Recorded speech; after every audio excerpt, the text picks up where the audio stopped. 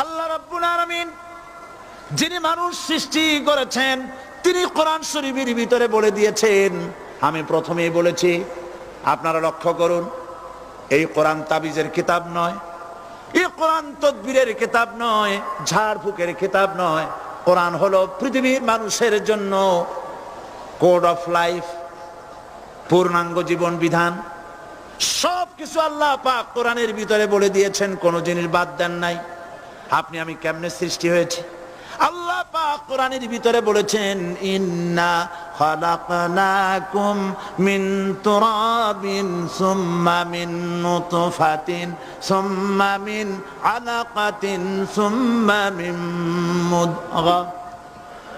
নিষ্প্রাণ মাটি দিয়ে তোমাকে উৎপন্ন করা হয়েছে, নিষ্প্রাণ মাটির উপাদান দিয়ে তোমাকে তৈরি করা হলো।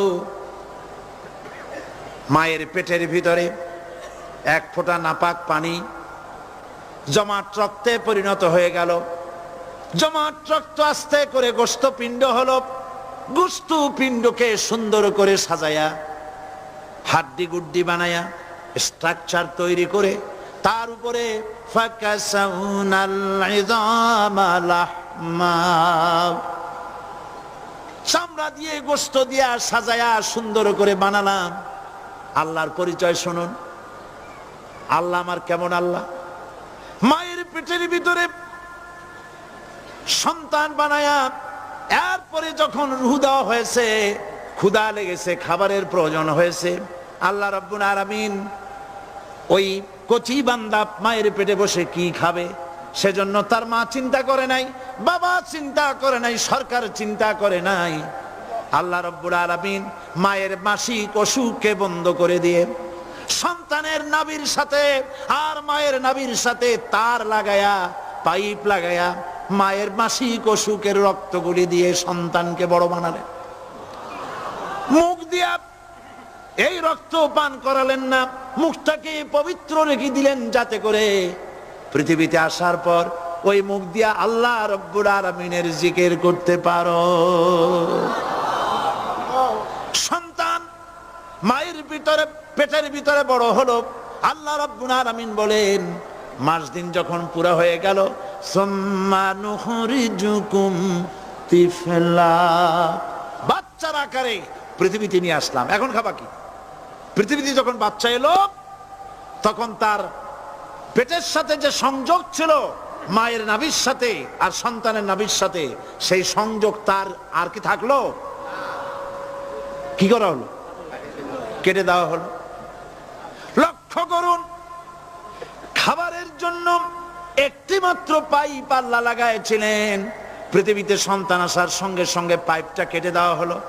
এবার কি খাবে? আল্লাহ রাব্বুল আলামিন মায়ের বুক থেকে সন্তানের জন্য এবার সিঙ্গেল সিগন্যাল, তার জন্য সিঙ্গেল কোন লাইন যেটা ছিল কেটে দিয়া মায়ের বুক থেকে সন্তানের জন্য ডাবল লাইন আল্লাহ চালু করে দিলেন। এমন দুধ বানায় দিলেন যা শুধু খাবার নয়, শুধু ফুড ভ্যালু নয়। এই দুধের ভিতরে ক্যালসিয়াম, এর মধ্যে ভিটামিন, এর মধ্যে আয়রন, এর মধ্যে মেডিসিন। দুনিয়ার এই সন্তান ছিল ফি কারারিম মাকিন, সুরক্ষিত জায়গার ভিতরে ছিল। কোনো পলিউশন সেখানে যেতে পারতো না, রোগের জার্ম সেখানে যেতে পারতো না। দুনিয়ায় এলো দূষিত আবহাওয়ার ভিতরে। এই সন্তানকে এখনই অ্যান্টিবায়োটিক খাওয়ালে পরে অসুবিধা হবে। আল্লাহ রাব্বুল আলামিন মায়ের দুধের ভিতরে ঔষধ দিয়া রোগের প্রতিষেধক বানায়া দিলেন। এ হলো আমার আল্লাহ। এ আমার কে? আল্লাহ। জোরে বলেন আল্লাহ। আল্লাহ আল্লাহ রাব্বুল আলামিন মায়ের দুধ দিয়ে সন্তানকে বড় করলেন আর শোনায় দিলেন, খবরদার এই মায়ের সাথে, এই বাপের সাথে নাফরমানি করবি না। মা বাপের জন্য আমার কাছে দোয়া করবে, রব্বির হামহুমা কামা রাব্বায়ানি সগীরা। সবাই পড়েন আমার সাথে, রব্বির হামহুমা কামা রাব্বায়ানি সগীরা। আল্লাহ পাক শিখাই দিলেন, বান্দারে আমার কাছে দোয়া করায় আল্লাহ, আমার মা বাপ আমাকে ছোটবেলায় যেভাবে স্নেহের কোলে লালন পালন করেছে, এইভাবে আমার মা বাপদের তোমার রহমতের কোলে লালন পালন করো। মনে থাকবে ভাইরা? বলেন মনে থাকবে? প্রত্যেক নামাজের পরে মা বাবার জন্য দোয়া করবেন, বেঁচে থাকুক আর মরে যাক, দোয়া করবেনই। মনে থাকবে? রব্বির হামহুমা কামা রাব্বায়ানি সগীরা। আবার পড়েন রব্বির হামহুমা কামা রাব্বায়ানি সগীরা। আল্লাহ পাক মায়ের মর্যাদা এত বাড়াইছেন, সাহাবী প্রশ্ন করেছে ইয়া রাসূলুল্লাহ খেদমত করব কার? হুজুর বলেন তোমার মায়ের, তারপরে কার? তোমার মায়ের, তারপরে কার? তোমার মায়ের, তারপরে কার? তোমার পিতার। বাপের চাইতে মায়ের মর্যাদা আল্লাহ 3 গুণ বাড়াইয়া দিলেন, 3 গুণ বৃদ্ধি করে দিলেন। হাদিস শরীফে এসেছে হযরত আবী হুরায়রা রাদিয়াল্লাহু তাআলা আনহু রাসূলের কাছে এসে রাতের বেলায় কাঁদতেছিলেন। হুজুর প্রশ্ন করলেন, আবু হুরায়রা কাঁদো কেন? হযরত আবু হুরায়রা বলছেন, হুজুর মা আমাকে মেরেছে। তিনি প্রশ্ন করলেন, আচ্ছা মা তোমার মারলো কেন? তুমি কি কোনো বেয়াদবি করছো? তিনি বললেন না। তবে মারলো কেন? হযরত আবু হুরায়রা বলেন, ইয়া রাসূলুল্লাহ আপনার খেদমত থেকে বাড়ি ফিরতে আমার দেরি হয়ে গিয়েছিল। গভীর রাত্রে যখন বাড়ি গেছি, মা আমাকে প্রশ্ন করলেন, বাবা দেরি হলো কেন, কোথায় ছিলি? তাম পৃথিবীর মানুষ যেই কদম মোবারক চুমু দিতে পারলে ধন্য হয়ে যায়, সেই আখিরি জামানার পয়গম্বর নবী মুহাম্মদ রাসূলুল্লাহ সাল্লাল্লাহু আলাইহি সাল্লামের দরবার থেকে আসতে আমার দেরি হয়ে গেছে। ইয়া রাসূলুল্লাহ আমার মা আপনার নাম শুনে তার গা জ্বলে উঠল, তিনি কাফের মুশরিকা। আপনার নাম শুনে অগ্নি শর্মা হয়ে আমাকে ধরে পিটানো আরম্ভ করলেন আর বললেন, আবু হুরায়রা হয় মুহাম্মদ সাল্লাল্লাহু আলাইহি সাল্লামের বাড়ি ছাড়বি, নইলে আমার বাড়ি ছাড়বি, কি করবি বল? মার খেতে খেতে আমি বললাম, মা তোমার গায়ে যত শক্তি আছে আমারে মারো, তোমার বাড়ি শুদ্ধ, তাম দুনিয়াটা ছেড়ে দিতে পারি, মুহাম্মদ রাসূলুল্লাহর কদম মোবারক ছেড়ে দিতে পারি না।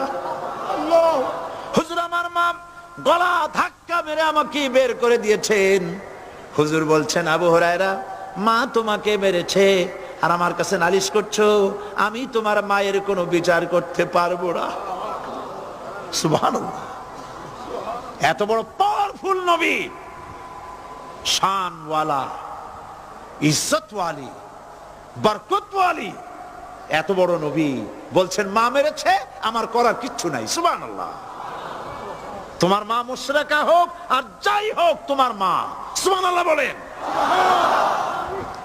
আমার বন্ধুগণ, হযরত আবু হুরায়রা বলেন, ইয়া রাসূলুল্লাহ মায়ের বিরুদ্ধে কোনো অভিযোগ নিয়ে আমি আপনার কাছে আসি নাই। হুজুর বললেন, কেন আসছো বলো খুলে। আবু হুরায়রা বলেন, হুজুর আমি জানি আপনি আল্লাহর দরবারে যদি কোনো ব্যাপারে হাত তোলেন আল্লাহ মঞ্জুর করে ফেলেন। আপনি দয়া করে আমার মার জন্য দোয়া করেন, আল্লাহ যেন হেদায়েত দিয়ে দেন। আমার নবীজি দুখানে হাত উত্তোলন করলেন, বললেন, আল্লাহুম্মা ইহদি উম্মা আবি হুরায়রা, আয় আল্লাহ আমি দোয়া করতেছি আবু হুরায়রার মাকে হেদায়েত নসিব করো। হুজুর হাত তুলে মোনাজাত করছেন, আবু হুরায়রা দৌড় দিলেন বাড়ির দিকে। কয়েকজন সাহাবী হযরত আবু হুরায়রার জামা টেনে ধরেছে, এই ভদ্রলোক দৌড়ায় কেন? এত শান্ত মানুষ, কখনো গরম হয়ে কারো সঙ্গে কথা বলে না, এই মানুষটা দৌড়ায় কেন? কোনো বিপদ হইল নাকি? জামা টেনে ধরে বলে, আবু হুরায়রা দৌড়াও কেন?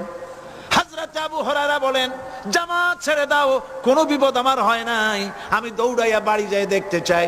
আমি দৌড়াইয়া আগে বাড়ি যেতে পারলাম না, আমার নবীর দোয়া আগে আমার বাড়ি চলে গেছে, আমি এটা দেখতে চাই। হযরত আবু হুরায়রা দৌড়াতে দৌড়াতে বাড়ি চলে গেছেন। দরজায় নক করলেন, ভেতর থেকে আওয়াজ এলো, কে?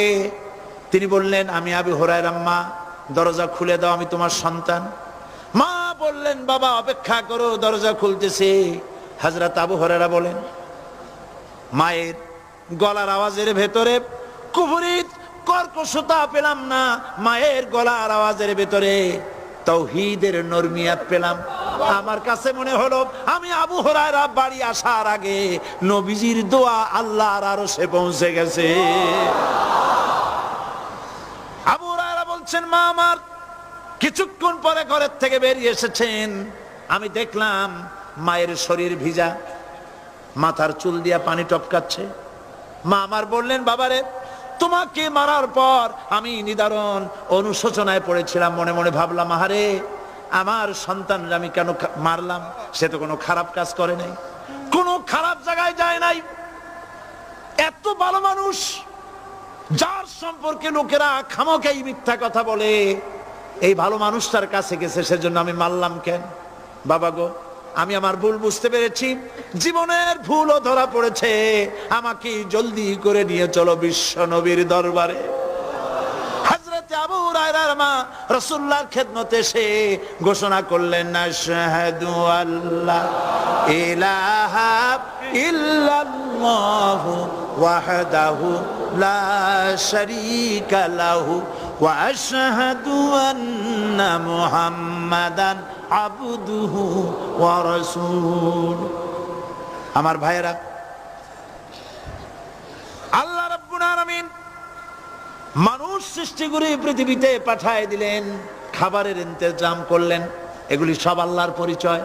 আল্লাহরে চেনার জন্য বড় বড় কিতাব ঘাটা লাগে না, কিসমতে যদি থাকে দুই একটা দৃষ্টান্ত যথেষ্ট হয়ে যায়। সুবহানাল্লাহ, সুবহানাল্লাহ, দুই একটা দৃষ্টান্ত যথেষ্ট।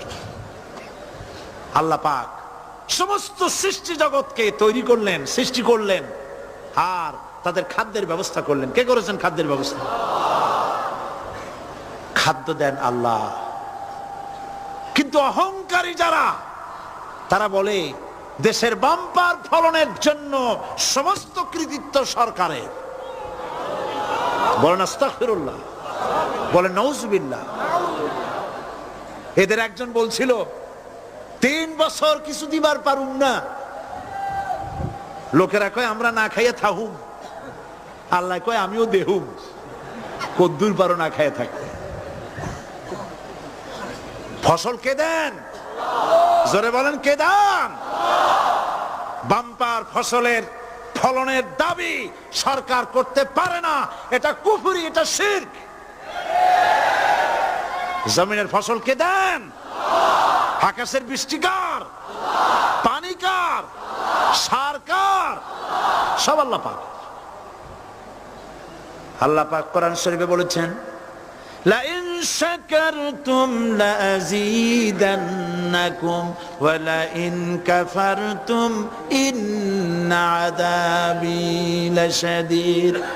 আমার নিয়ামতের শুকর যদি আদায় করো বাড়ায় দেব, আর যদি কৃতজ্ঞ হও, শুকরিয়া আদায় না করো, মস্ত বড় শাস্তি দেব। ফসল দেই আমি, আর শুকরিয়া আদায় করো তোমার বাজানে, ঠিক কিনা? শুকরিয়া আদায় করে কার? বাজানে।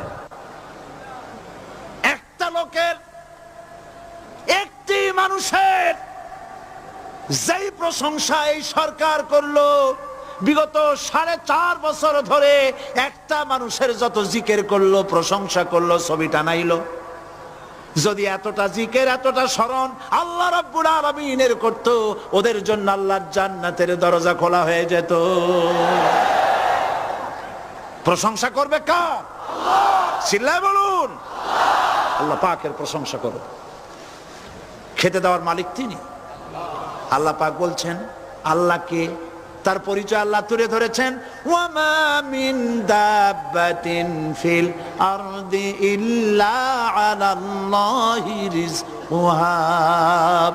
এই পৃথিবীর ভিতরে এমন কোন বিচরণশীল জীব নাই যার রিস্কের দায়িত্ব আমি আল্লাহ গ্রহণ করি নাই। সুবহানাল্লাহ বলবেন না? রিস্কের দায়িত্ব কার হাতে? আচ্ছা দেখুন তো, পৃথিবীর সমস্ত সরকারের কাছে বিভিন্ন মন্ত্রণালয় আছে না? খাদ্য মন্ত্রণালয় বলে কোন মন্ত্রণালয় আছে কিনা? আছে। খালি কয় খামু আর খামু। খাদ্য মন্ত্রণালয় আছে, থাকার পরেও মানুষ না খাইয়া মরে, ঠিক কিনা? এবার একটু তাকান তো, জ্ঞানের চক্ষু দিয়া তাকান, ফরেস্ট এরিয়া, বাঘ আছে কিনা? নাই। সিংহ আছে কিনা? গন্ডার আছে কিনা? হাতি আছে কিনা, বিশাল বিশাল প্রাণী আছে কিনা। জঙ্গলে ছোট্ট প্রাণী থেকে পোকা থেকে শুরু করে গন্ডার পর্যন্ত, টুনটুনি পাখি দিয়ে শুরু করে ঈগল পাখি পর্যন্ত, নদীর ভিতরে ছোট্ট চুনো পুঁটি থেকে শুরু করে তিমি মাছ পর্যন্ত। প্রাণী তত্ত্ববিদরা বলেছেন সমুদ্রের ভিতরে এমন এমন বড় বড় তিমি আছে যে একটা তিমির ওজন 5000 টন পর্যন্ত হয়ে যায়। 5000 টন তিমিটার ওজন।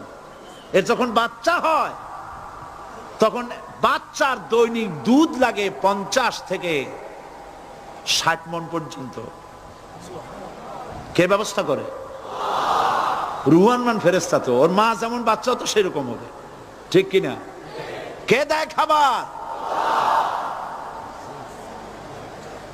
এবার দেখেন তো আপনার দেশের এই জঙ্গলে কত হাতি আছে। হাতিরা মিছিল করে আসছে যে আল্লাহ আমাদের এখন আর খাইতে যেতে দিতে পারে না, বাংলাদেশের গভর্নমেন্ট কিছু দাও। আসছে না, খাইয়া ক্ষুধার জ্বালায় হাতি মরেছে, বাঘ মরেছে, সিংহ মরেছে। এর কোনো দৃষ্টান্ত আছে? ক্ষুধার জ্বালায় আকাশের উড়ন্ত পাখিরা ছটফট করে মারা গেছে, দৃষ্টান্ত আছে? নদীর মাছেরা ক্ষুধার জ্বালায় ভেসে উঠেছে, না খাইয়া মরে গেছে, দৃষ্টান্ত আছে? মহান আল্লাহ রাব্বুল আলামিন কোরআন শরীফের ভিতরে বলেছেন অনেক প্রাণী এমন আছে যারা তাদের খাদ্যকে সঞ্চয় করে না, খাদ্যকে জমা করে না, আহরণ করে না। সকাল বেলায় একটা খাবার খেলো, দুপুরে কি খাবে তার জানা নাই। শকুন পৃথিবীর মাটি থেকে 3 মাইল উপরে ওড়ে, তার চোখকে আল্লাহ পাক এত তীক্ষ্ণ বানিয়ে দিয়েছেন। এই চট্টগ্রামের কোথায় মরা গরু আছে 3 মাইল উপর দিয়ে দেখতে পায়? সুবহানাল্লাহ করতে ইচ্ছা করে না। এই প্রাণীগুলি খাবারগুলি কোনো গভর্নমেন্ট জোগাড় করে রাখে নাই। আল্লাহ পাক বলেন সবার খাবার আমি দেই। সকাল বেলায় সমস্ত প্রাণীগুলি, মহাশূন্যে পাখি, পানির ভিতরে মৎস্যরাজি, জঙ্গলের ভিতরে হিংস্র প্রাণী, পোকামাকড় থেকে শুরু করে সবগুলো খালি পেটে সব বেরিয়ে যায়, কারো কোনো খাবারের মজুদ নাই। সন্ধ্যা হতে না হতে সমস্ত প্রাণীগুলির পেট ভরাইয়া আমি আবার যার যার ঘরে বিরায় দেই। ওয়ামা মিন দাব্বাতিন ফিল আরদি ইল্লা আলাল্লাহি রিজকুহা। সমস্ত প্রাণীর রিজকের দায়িত্ব আমি আল্লাহর হাতে। কে দেয় রিজক? জোরে বলুন, কে দেন? আল্লাহ পাক। কি খাবেন সব আল্লাহ জোগাড় করে দিয়েছেন।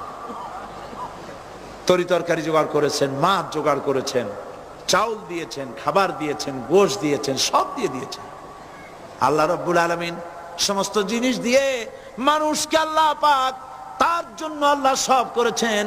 খালাকালাকুম মা ফিল আরদি জামিআ। এই পৃথিবীতে যা তৈরি করেছে সব তোমার জন্য। এ হচ্ছে আমার আল্লাহ। এ হচ্ছে আমার কে? আল্লাহ। সে আল্লাহ পাক বলছেন, আল্লাহর পরিচয় তিনি স্রষ্টা, তিনি রিজেক দাতা। এবার আইনদাতা কে? আইনদাতা কে? আরো জোরে বলুন। আইনদাতা আল্লাহ হচ্ছে আল্লাহর পরিচয়। ইনিল হুকমু ইল্লা লিল্লাহ আলা লাহুল খালকু ওয়াল আমর। সৃষ্টি যার, আইন চলবে তার। আমার দেশে আল্লাহর আইন চলছে? আমাদের দেশের কল কারখানা, ক্ষেত খামার, অফিস আদালত আল্লাহর আইন অনুযায়ী চলে? চলে না। বরং আল্লাহর আইনকে মুছে ফেলার জন্য, নিজেদের আইন সৃষ্টি করার জন্য প্রচেষ্টা চালানো হচ্ছে। আল্লাহর আইন মানুষের জন্য সব থেকে বেশি উপযোগী, কারণ সৃষ্টি করেছেন কে? বলেন, কে করেছেন? আল্লাহ। প্রত্যেকটি মেশিন আপনি যা কিনবেন, রেডিও হোক, টিভি হোক, যে কোনো যন্ত্র হোক, গাড়ি হোক, তার সাথে একটা লিটারেচার, একটা বই তার সঙ্গে দিয়ে দেওয়া হয়। ওই বইয়ের মধ্যে লেখা থাকে এটা কিভাবে চালানো হবে, অপারেট করা হবে, তার সিস্টেম লেখা থাকে। আপনার ইচ্ছা মতো চালাইলে হবে না। এই মানব গোষ্ঠীকে সৃষ্টি করেছেন এখন আপনি যদি আপনার আইন মতো চালান তা কি চলবে? চলবে না। আপনি আপনার আইন মতো চালাচ্ছেন, ভালোভাবে চলতেছে? চলতেছে না। স্বরাষ্ট্রমন্ত্রী বলতেছেন সন্ত্রাসীদেরকে মাটির তলা থেকে খুঁজে বের করা হবে, কিন্তু নাকের উপর দিয়া ব্রিফকেস চুরি হয়ে যায়, উনি তা ধরতে পারেন না। এই হলো আইন। অনাবরত খুন হচ্ছে, অনাবরত সন্ত্রাসী তৎপরতা চলছে, আর ওনারা বলছেন আগের থেকে এগুলি চলে আসছে, একজনের খুনের বিচার না হইলে এরকম খুন তো হইতেই থাকবে। তাহলে খুনকে, হত্যাকে, সন্ত্রাসকে সরকার জাস্টিফাইড করছেন। নাউজুবিল্লাহি মিন যালিক। এই জন্য আইন হতে হবে আল্লাহর। আইন হতে হবে কার? চিল্লায় বলেন আল্লাহ পাকের আইন হতে হবে। আমি একদিন পার্লামেন্টে বলেছিলাম, আমার দেশের নেতা নেত্রীরা বারবার হজ করতে যান, উমরা করতে যান, সেখান থেকে আসার সময় কি আনেন? আতর, পাথর, সুরমা আর খুরমা, এই কিছু নিয়ে আসলেন। কিন্তু আমি বলেছি আপনারা কি কিছু চোখে দেখেন না? পার্লামেন্টে এইভাবে বক্তৃতা করেছে, কিছু চোখে দেখেন না? আমি প্রশ্ন করে আমি আবার জবাব দিচ্ছি, আপনারা যারা হজ করতে যান, উমরা করতে যান, হজের কথাই ধরি, এই হজ করতে যখন যান তখন মুজদালিফায় একটা রাত কাটাইতে হয়। সেটা কোন দিন? ইয়ৌমে আরাফার পরের দিন। এই মাঠে দালান কোঠা আছে, এখানে বেড়া আছে, শামিয়ানা আছে, পর্দা আছে, তাবু আছে, কিচ্ছু নাই। লক্ষ লক্ষ নারী আর পুরুষ পাশাপাশি শুয়ে থাকে, তাও সুবহানাল্লাহ কইতে ইচ্ছে করে না। সারা রাত জনে জনে পুলিশ পাহারাদার নাই। কিরকম মেয়ে লোক, চাঁদের সৌন্দর্য হার মানায় দিতে পারে, এরকম সুন্দরী, এরকম সুন্দরী নারী, সুদর্শন পুরুষ পাশাপাশি রাস্তার ধারে মরুভূমির ভিতরে সারা রাত কাটাচ্ছে। ইয়ৌমে আরাফার পরের রাতটা একটা রাত পুরা। এভাবে চলতেছে বছরের পর বছর, শতাব্দীর পর শতাব্দী, সহস্রাব্দীর পরে সহস্রাব্দী। আমি প্রশ্ন করি, পৃথিবীর ইতিহাসে কেউ কি এমন কথা বলতে পেরেছে, লিখতে পেরেছে যে মুজদালিফার রাতে সেখান থেকে 10টা নারী হাইজ্যাক হয়েছে, 5টা নারী লাঞ্ছিত হয়েছে? বলতে পারবে? গভীর রাত্রে পুরুষ সঙ্গী ছাড়া সুন্দরী রমণী, যুবতী রমণী একাকিনী নিজের ঘর ছেড়ে আল্লাহর ঘরে তাওয়াফ করতে আসে। তাওয়াফ সেরে তাহাজ্জুদের নামাজ পড়ে আল্লাহর কাছে মোনাজাত করে একা একা হাজার হাজার লাখো পুরুষের ভিতর থেকে আপন ঘরে ফিরে যায়। কারো বাবার হিম্মত নাই, একবার তাকায় সে তো রূপ উপভোগ করার জন্য আবার তাকায়, অথবা তার আঁচল ধরে টান মারে। আছে ইতিহাস? কথা কন না কেন? সুন্দরী একটা মাইয়া মক্কা থেকে মদিনা থেকে পাওয়া যায় না, 15 দিন হয়ে গেছে। হয়েছে কখনো?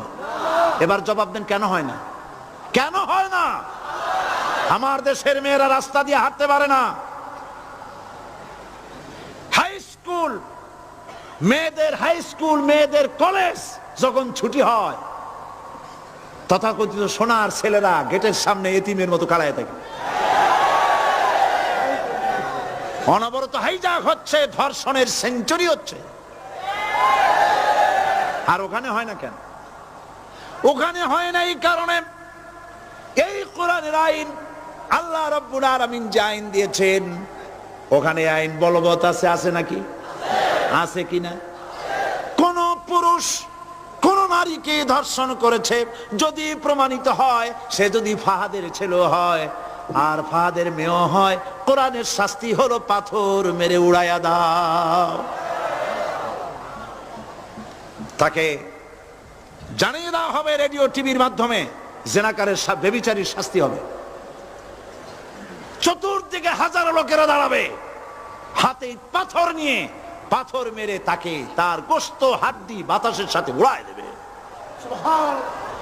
একজন মানুষ আর একজন মানুষকে খুন করলো, এই আসামি ধরা পড়ে গেল, কোরআনের শাস্তি হলো যখন ধরা পড়বে প্রমাণিত হবে যেমন ভাবে হত্যা করেছে ওরেও হত্যা করো। এই দৃশ্য, এই আইন যদি বাংলাদেশে যদি এই আইন চালু হয়ে যেত, খুনের আসামি ধরা পড়েছে জেনার আসামি, প্রকাশ্য ময়দানে এলো, সাক্ষী প্রমাণে কোর্টে প্রমাণিত হলো সত্যি সে খুনি। এই বিশাল আউটার স্টেডিয়ামের মাঝখানে খুনি কি দাঁড় করাও, চতুর্দিকে হাজারো লাখো মানুষ থাকুক, রেডিও টিভির ক্যামেরা কার্যকর হবে, পত্র পত্রিকার সাংবাদিকরা আসবে, তরবারির এক আঘাতে খুনির কল্লাটা উড়ায় দাও, দেহটা নিঃসাড় হয়ে জমিনে পড়ে যাবে। এই দৃশ্য যারা দেখবে স্বচক্ষে, রেডিওতে, পত্র পত্রিকায়, আর 1 বছরের ভেতরে খুন করার হিম্মত কারো কলিজায় উঠবে? জেনাকারের পাথর মেরে উড়িয়ে দেওয়ার শাস্তি যদি চোখে কেউ দেখে, জেনা করার পুলক আর জাগবে? এটা নাম আল্লাহর আইন। এই আইন কার? এই আইন যতদিন পর্যন্ত বাংলার মানুষের, মুসলমানদের উপরে কার্যকরী না হচ্ছে, এই দেশে কার্যকরী না হবে, ততদিন পর্যন্ত হত্যা, ধর্ষণ, খুন বন্ধ হবে না। বন্ধ হবে। সুতরাং এই আইন হচ্ছে কার? আরো জোরে বলেন, আল্লাহ রাব্বুল আলামিন।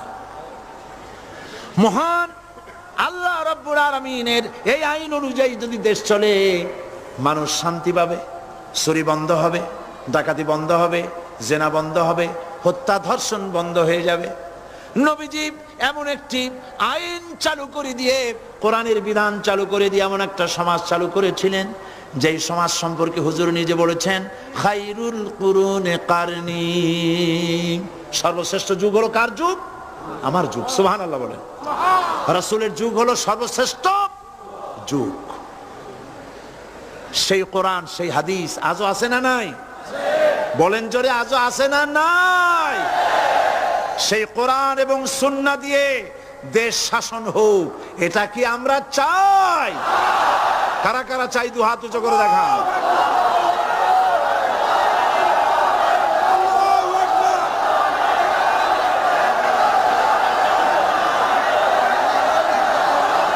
আরে ভাই, আপনারা দাঁড়ায় গেলেন কেন? বসেন বসেন। আমি তো একটা স্লোগান দিতে বললাম, হাত দেখতে চাইছি আমি, মাথা দেখতে চাই নাই। এই সুযোগে কোমরটা সোজা করে নিলেন। আচ্ছা বসেন, আর মহব্বতের সাথে জিকির করেন, লা ইলাহা ইল্লাল্লাহ, লা ইলাহা ইল্লাল্লাহ, লা ইলাহা ইল্লাল্লাহ, লা ইলাহা ইল্লাল্লাহ, লা ইলাহা ইল্লাল্লাহ, লা ইলাহা ইল্লাল্লাহ। জোরে সরে সবাই জিকির করেন, লা ইলাহা ইল্লাল্লাহ, লা ইলাহা ইল্লাল্লাহ, লা ইলাহা ইল্লাল্লাহ, লা ইলাহা ইল্লাল্লাহু মুহাম্মাদুর রাসূলুল্লাহ। বসুন, আমরা মুনাজাত করব। আল্লাহ রাব্বুল আলামিন আয়াতুল কুরসির ভিতরে আল্লাহর সার্বভৌমত্বের কথা বলেছেন, আল্লাহু লা ইলাহা ইল্লা হুয়াল হাইয়ুল কাইয়্যুম। পড়েন আমার সাথে সবাই, আল্লাহু লা ইলাহা ইল্লা হুয়াল হাইয়ুল কাইয়্যুম। আল্লাহ হচ্ছেন যিনি ছাড়া কোনো ইলাহ নাই, তিনি শাশ্বত চিরঞ্জীব। সুবহানাল্লাহি ওয়া বিহামদিহি। আগামীকাল এর বাকি অংশ আমি আপনাদের সামনে আলোচনা করব ইনশাআল্লাহ। জোরে বলেন ইনশাআল্লাহ। দাঁড়ানো ভাইরা বসেন। আপনাদের পাশে যারা দাঁড়িয়েছেন অনুরোধ করে বসায় দেন। বলেন যে আর 5টা মিনিট বসেন, আল্লাহর রাস্তায় হাঁটেন না। হ্যাঁ বলেন, বলেন আপনারা যে আল্লাহর রাস্তায় হাঁটেন না, বসেন, সবাই বসেন। এত বড় মাহফিলের মুনাজাত, সুবহানাল্লাহ বলেন। চট্টগ্রামের ইতিহাসের শ্রেষ্ঠ মাহফিল, চিল্লায় বলেন সুবহানাল্লাহ। গোটা বিশ্বের কোরআনের শ্রেষ্ঠ মাহফিল, বলেন সুবহানাল্লাহ। যারা বলেন আলহামদুলিল্লাহ। আগামীকাল এ মাহফিলের আখেরি মুনাজাত হবে ইনশাআল্লাহ। বলেন ইনশাআল্লাহ। আমি আন্তরিকভাবে দুঃখিত, প্রতি বছর আমার মা বোনদের জন্য, চট্টগ্রামবাসী আমার মা বোনদের জন্য আলাদাভাবে তাদের প্রশ্নের উত্তর দেই এবং তাদের সামনে কোরআন হাদিসের কথা আলাদাভাবে বলি। এবছর দিন কম হয়ে গেল বলে মহিলারা, মা বোনেরা বঞ্চিতা হয়ে গেলেন। শিশু কিশোরদের জন্য আলাদাভাবে সমাবেশ করা হয়, তাও বঞ্চিত হয়ে গেল। এই বিশাল তাফসীরুল কোরআন মাহফিলের বরকত থেকে চিটাগংবাসীকে যারা বঞ্চিত করলো, আল্লাহ তাদের হেদায়েত নসিব করে দিন। যদি হৃদয় থাকে, যদি হৃদয় বলে কিছু থাকে,